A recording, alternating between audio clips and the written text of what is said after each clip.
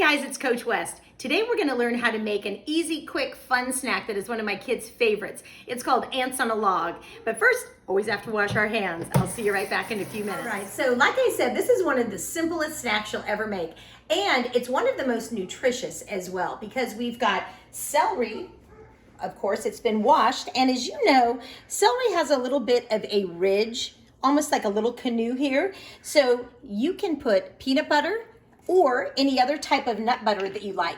What I like to do when using peanut butter for something is just take out what I think I might need, put it in a separate little bowl so that I don't keep taking the knife and putting it back in, because if you have anything like toast crumbs or something that gets on the knife and you put it back in there, it'll get in the peanut butter. So mom's tip, don't do that. Just take the separate part that you know you're going to use. So I'm going to have a little bit of peanut butter here and some raisins.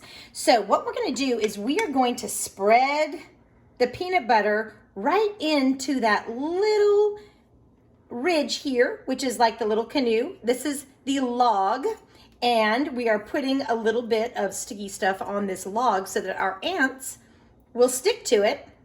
And like I said, this is my kids' favorite snack. They think it is so delicious, and it is actually quite nutritious.